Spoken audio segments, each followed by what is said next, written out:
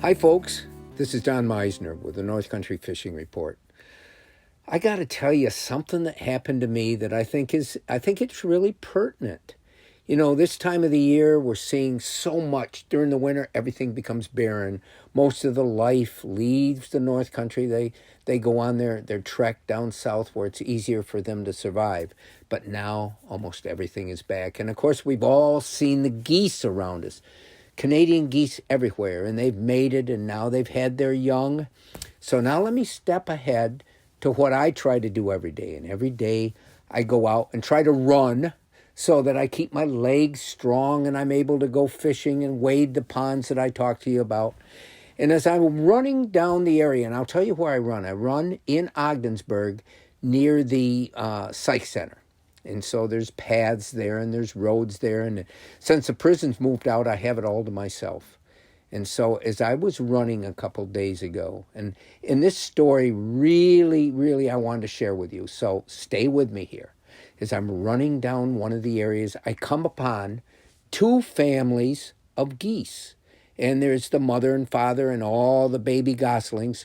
And they're right in the middle of the road. And I think to myself, okay, I know how aggressive Canadian geese can be if you come upon them when they're guarding the nest. But they've already had their babies. The babies are starting to grow. And I'm thinking, okay, do I turn around and abandon my run right now because they're only a few feet from me? Or do I go forward and hope that they'll just get out of the way and they won't become too alarmed that I'm going to hurt their little babies? So that's what I did. I slowly moved, and these geese let me get within just a couple feet of them. And they looked, and the one head went up and down, up and down, up and down. I guess that's sort of their alarm mechanism. I don't know. But all was well.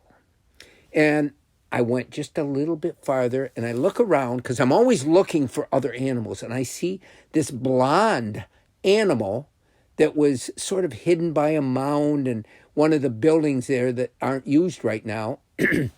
And I'm thinking, what is that? What is it? It's not a cat. It's way too big, or it looked too big to be a cat. I know woodchucks don't get blonde. They get a lot of different colors, so it's not a woodchuck. So I keep running, and I keep thinking about it. Whatever it was sort of hunkering down in the grass, and it was eating something. So I get to the point where I turn around, and I start my run back. And I come back, and I don't see anything. And it's bugging me.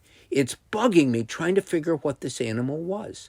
So I get back to my car, and rather than go home, I turn around and I go back through the route that I run.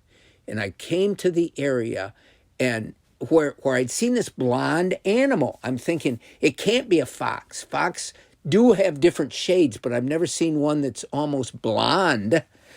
And I get up to where it was, and there is this proud fox starting to cross the road, right where this path, this road, I say it's an extension road between two buildings, and in its mouth was a poor gosling that it had just invaded that same family, I guess. It had got a gosling, and it started to trot away. Well, it saw my car coming, it turned, and it ran full speed across all the lawns, and there it is carrying its prey. And, you know, I felt sorry. I felt sorry for the poor gosling. This is going on in nature all around us all the time. And here you're hearing a kid that grew up with an 870 Remington shotgun at my side all the time because hunting was as big a part of my life as fishing back then. And I'm worried about a little gosling. It's bothering me to think that gosling was just taken, and that's nature around us. But that's kind of what my whole world of fishing is about. It's about all the other things that are part of that world that I get to share that a lot of you may not. We're so busy in our life right now that a lot of times we don't do the things we once did when we were younger. And so that's my story of the day about the fox and the gosling. And it's part of the world that just absolutely fascinates me. Until next time, folks, this is Don Meisner with the North Country Fishing Report.